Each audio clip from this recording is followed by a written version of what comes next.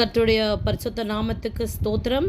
பிரியமானவர்களே, இந்த டிசம்பர் முதல் நாளிலே நாம் தேவனுடைய வார்த்தையை பகிர்ந்து கொள்ளுவோம்.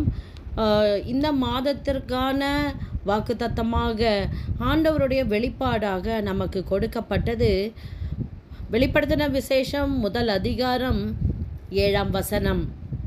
ஆண்டவர் என்னோடு பேசின ஒரே வார்த்தை, அவரை குத்தினவர்களும் அவரை காண்பார்கள். இந்த ஒரு வரியை தான் ஆண்டவர் பேசினார் என்னோட. ஆனால் இதுக்குள்ளே அடங்கி இருக்கிற அர்த்தம் மகா பெரியது. அதை தான் நான் உங்களோட பகிர்ந்து கொள்ள விரும்புகிறேன். அது என்ன என்றால், வெளிப்படுத்தின விசேஷம் முதல் அதிகாரம் 6ஆம் வசனம், நம்மிடத்தில் அன்பு கூர்ந்து தமது இரத்தத்தினாலே நம்முடைய பாவங்களற நம்மை கழுவி தம்முடைய பிதாவாகிய தேவனுக்கு முன்பாக நம்மை ராஜாக்களும் ஆசாரியர்களும் ஆக்கின அவருக்கு மகிமையும் வல்லமையும் என்றென்றைக்கும் உண்டாயிருப்பதாக. ஆமேன். ஆம் பிரியமானவர்களே, முதலாவது தேவனுடைய நாமத்தை நாம் உயர்த்த வேண்டும். அவருக்கு துதியும் கனமும் புகழ்ச்சியும் சேர்க்க வேண்டும். ஏனென்றால் அவை அனைத்திற்கும் சொந்தமானவர் அவர் மாத்திரமே. தேவனுக்கே மகிமை உண்டாவதாக. இப்பொழுது நாம் செய்தியை பார்க்கலாம்.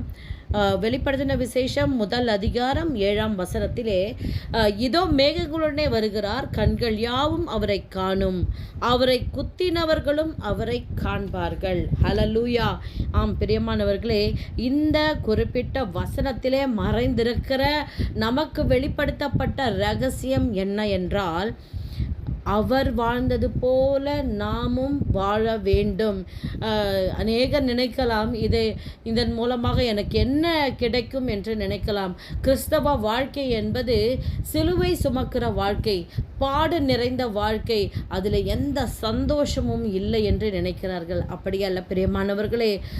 அந்த மறைபொருளுக்குள்ளே மறைந்திருக்கிற ஒரு மிகப்பெரிய வெளிச்சம் என்ன என்றால், நாம் அவரை நிச்சயமாக அவர் சொன்னபடியே பின்பற்றுவோமானால் அவரை குத்தினவர்களும் அவரை காண்பார்கள். அதனுடைய அர்த்தம் என்ன என்றால், நம்மை துன்பப்படுத்தினவர்கள், நம்மை நிந்தித்தவர்கள், நம்மை அவமானப்படுத்தினவர்கள், இலச்சையாக பேசினவர்கள், நமக்கு உதவி செய்யாமல் போனவர்கள், இப்படி நம்மை சுற்றி இருக்கிற அநேகர் மத்தியிலே அவர்களும் காணத்தக்கதாக, நம்மை இழிவாய் பேசினவர்கள், துன்பப்படுத்தினவர்கள் காணத்தக்கதான மகிமையான வாழ்க்கையை கர்த்தர் நமக்கு தருவார். ஆம் பிரியமானவர்களே, இந்த காரியத்தை, இந்த ரகசியத்தை, இந்த அற்புதத்தை ஆண்டவர் என்று என்னோடு பேசினார். இந்த காரியத்தை அநேகந்தரம் பேசியிருக்கிறார். அதை இந்த நாளிலே உறுதிப்படுத்தினார் என்று நான் விசுவாசிக்கிறேன். ஏனென்றால் அவருடைய சுவிசேஷத்தை பிரஸ்தாபம் பண்ணுவது நம்முடைய தலையாய கடமை என்று ஆண்டவர் சொல்லியிருக்கிறார். கிறிஸ்து பிறந்த நாளை கொண்டாட போகிற நமக்கு ஒரு அர்த்தமுள்ள வாழ்க்கை அவசியம், ஒரு பிரயோஜனமான வாழ்க்கை அவசியம். நம்முடைய பாதை செவ்வையாகிறதாக மாற்றிக்கொள்வது மிக மிக அவசியம். ஏதோ நாமும் சபைக்கு சென்றோம் வந்தோம் என்று ஒரு புறமான கிறிஸ்தவர்களாக இல்லாமல், மெய்யாக ஆவியிலும் ஆத்துமாவிலும் மெய்யான நீதியிலும் பலப்பட்டவர்களாய் கிறிஸ்துவின் சரீரத்திலே அவயவங்களாய் நாம் மாற வேண்டும் பிரியமானவர்களே. எனவே இந்த வாக்கு தத்தத்தை உறுதியாக பற்றி கொள்ளுங்கள். ஒருவேளை உங்கள் வாழ்க்கையிலும் கண்ணீர், கவலை, அவமானம், துக்கம், வேதனை, பாடுகள் என்று இருக்கலாம். மற்றவர்கள் மூலமாக வந்திருக்கலாம், வியாதியினாலே வந்திருக்கலாம், உங்களுடைய எந்த ஒரு நிலை தவறின சூழ்நிலையினாலே வந்திருக்கலாம். எதை குறித்தும் கலங்கவோ திகைக்கவோ பயப்படவோ வேண்டாம் என்று ஆண்டவர் சொல்லியிருக்கிறார்.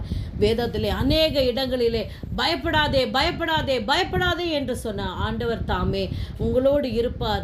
விசுவாசித்து இதை நீங்கள் தேவனுடைய வாக்குத்தத்தத்தை பெற்றுக்கொள்ளுங்கள். அவர் சொன்னபடியே நீங்கள் வாழ உங்களை ஒப்பு கொடுக்கும்போது அவரை குத்தினவர்களும் அவரை காண்பார்கள் என்று சொன்னபடியே உங்களை நிந்தித்தவர்களும் தேவன் உங்களுக்குள்ளே இருப்பதை நிச்சயமாக காணும்படி கர்த்தர் உங்களுக்கு ஒத்தாசை செய்வார். God bless you.